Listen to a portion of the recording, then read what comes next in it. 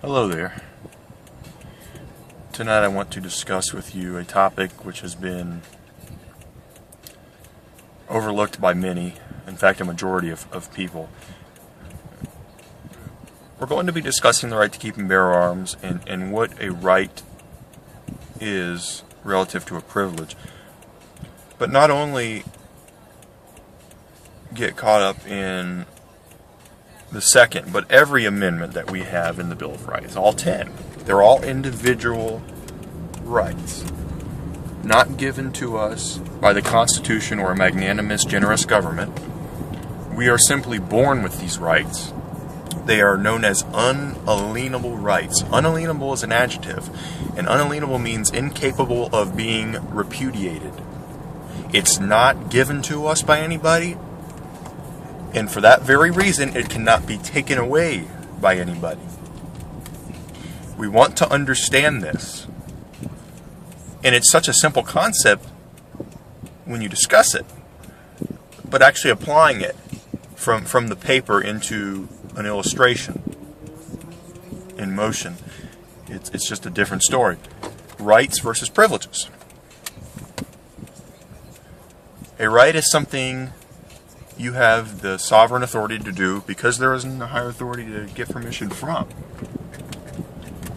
Okay, so your right to free religion. Let me ask you a question. If you were at the park reading your Bible, minding your own business, and a police officer approached you and demanded you display the government-issued form that allows you to go to church on Sunday or otherwise practice the religion of your choice, which you personally deem necessary, you would emphatically explain to him that you have the right to free religion and do not require government permission in order to practice the religion of your choice.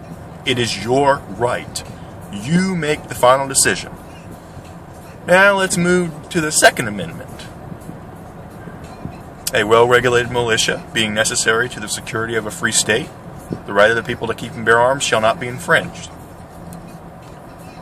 Notice the phrase, the right of the people. You see, the First, Second, and Fourth Amendments of the Constitution all utilize the uniform phrase, the right of the people. So in the First Amendment it states that Congress shall make no law respecting an establishment of religion, etc., or abridging the freedom of speech, or of the press, or the right of the people to peaceably assemble. Now let's move to the Second Amendment so we can really run this point and drive it home. I don't know what's going on there, but so pardon that interruption. So now let's move on to the Second Amendment. It says the right of the people to keep and bear arms. Keep means I have it, I own it. Bear means it's on me right now. Okay, as Ted Nugent put it. He put it very, very vividly. I mean, I love him for that. For that.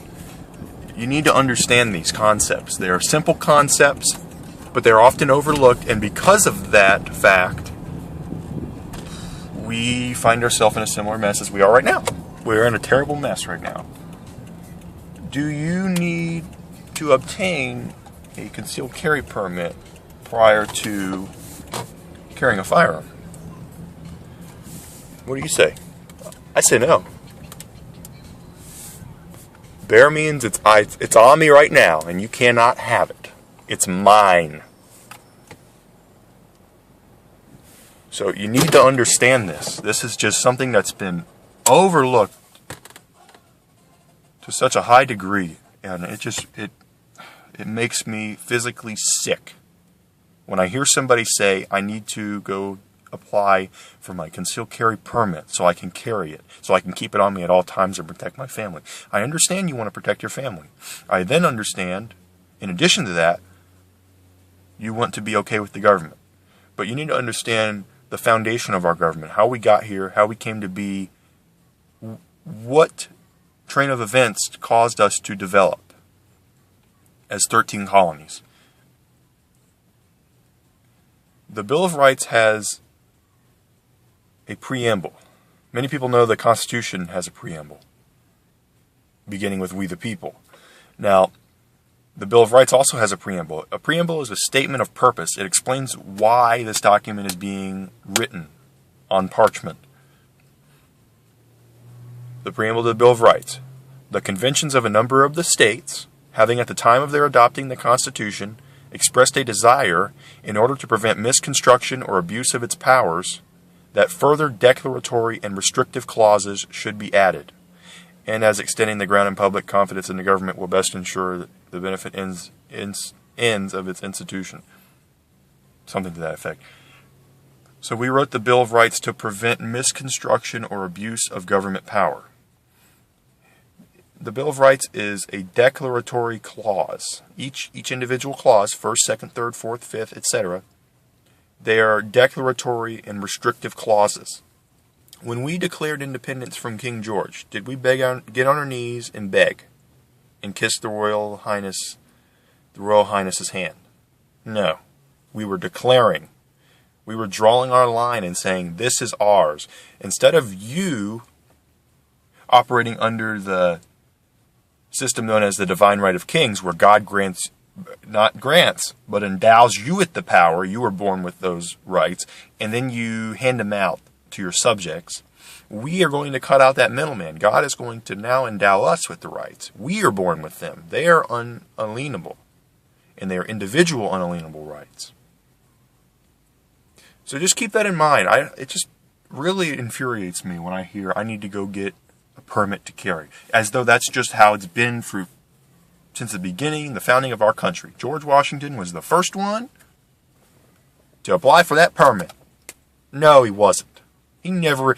That is just a ludicrous proposition to say, I'm going to go apply for my permit.